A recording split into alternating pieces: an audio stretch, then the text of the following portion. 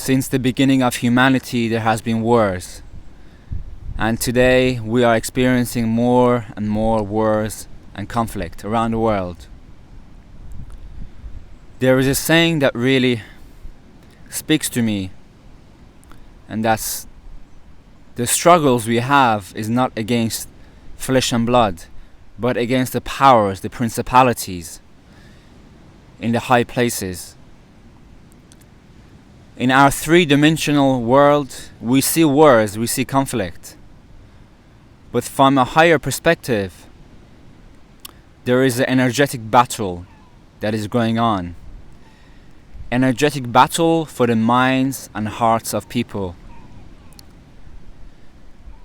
I don't want to discredit any charitable cause for physical action that takes place in the earth for any group that is being taken advantage of. That's not my intention. My intention really is to talk about how to stop conflict as it occurs in the human mind. Conflict and hate as it occurs in the human mind before it's put into action. My aim is not to talk about who's right and who's wrong in each side of the war. No, my aim is to talk about how to stop war, how to stop conflict from its root. If you want to cut a tree, if you cut its branches, the tree will grow back again. But if you cut a tree from its root, the tree will not have any life. So how do we address conflict and war from its fundamental nature, from its roots? I don't think there will be any solution in the three-dimensional universe that is going to be forever. Any solution to end conflicts that focuses on the three-dimensional universe will deem to fail, because it is not addressing the conflict that exists in our minds. In order to remove ourselves from the suffering, from the war, from the conflict, we have to turn within, and we have to do some shadow work. We have to look within ourselves to see that the things we're despising, the things we are revolting against, is really within ourselves. And to do this deep kind of work, it takes somebody who's courageous. It takes society to be courageous. It takes society not to be external in its outlook, but to be internal in its outlook. It takes a society to not focus on solution based on technology and negotiation, based on debates, based on rational thought. No.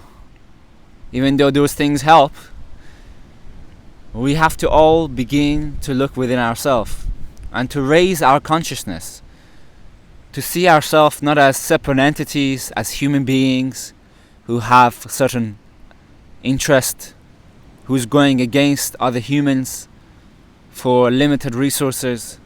We have to change our view of the world as being part of one mind, one infinite, indivisible, eternal mind. Conflict will only be solved in its nature from the fundamental roots if we discover that we are one in nature. We are one in being, and unless we really experience that oneness and we feel it in our innermost being that we are one, we cannot solve conflict. Because to solve conflict in the human three-dimensional universe, we'll always be distracted by self-interest. We'll have to discover something that we have in common between the Palestinians and the Israelis, between the Ukrainians and the Russians, something they have in common. Because so far we've been focusing on what we don't have in common. When we start to see what we have in common and really feel in our being that we share this being with everyone, then maybe some resolution is going to occur. But it will take time.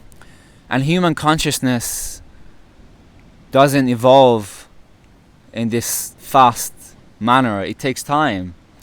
And really, I believe the real revolution will take place when each Palestinian, when each Israeli, when each Ukrainian, when each Russian, when each American, when each British person will look within themselves and see the interconnectivity they have with all of life. One day we're going to have to do that. One day life will push us, whether through personal suffering, personal trials and tribulation, or whether through societal conflict, to look within. And unless enough numbers in a society looks within and heals trauma and heals ancestral trauma, heals their pains, heals their suffering, and discover themselves as being one with life, there will not be true peace, everlasting peace. So I want to encourage everyone around the world to take faith. The best way to resolve an issue is to resolve it from its roots, to resolve it in the mind, where intentions arise, where motivations arise. How we feel in the beginning matters. Do we see others as others, or do we see others as us? Do we see ourselves as others, or do we see ourselves as physical entities living in space and time?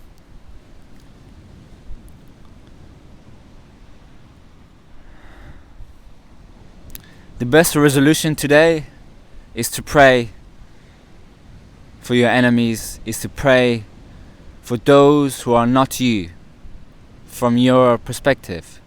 Pray for your enemies, and pray for your friends, and pray for peace, and pray for healing, and pray and pray and pray. Pray and meditate.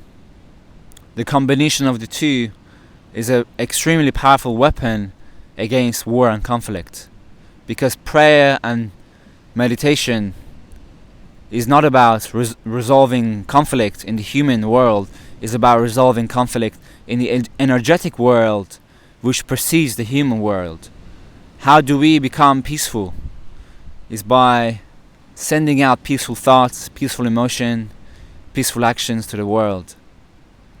And the answer to conflict is not more conflict. The answer to war is not more war. The answer to terrorism is not more terrorism. The answer to terrorism is more peace.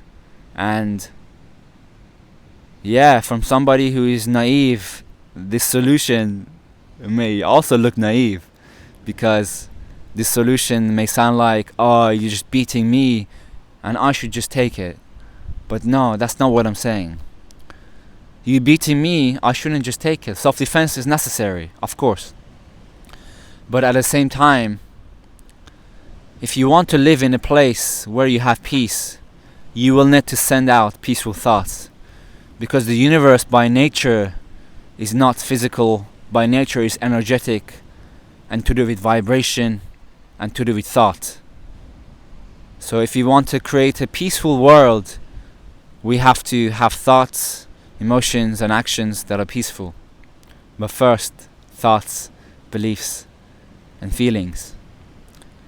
And there is space for righteous indignation. There is space for anger to express itself. And it needs to express itself, I believe. But if it expresses itself in a way that is unconditional, you see, as you have unconditional love, you also have unconditional hate. And you have unconditional hate for other races, for other ethnicities, for other people. You have measured anger and measured expression of anger, and you have unmeasured expression of anger. We have to find our way to navigate between the two. I hope And I pray for people in Palestine. I hope and pray for people in Israel. I hope and pray for all human conflict around the world to be resolved. I pray for the Ukrainian and the Russian war to be stopped. I pray for all war and conflict to be stopped. But I pray for this kind of conflict to be stopped, not in the temporary, finite world, but in the energetic world. I send peace, love, joy to everyone in Palestine. I send peace, love, and joy to everyone around the world, so that we will have some peace in our universe today. Thank you.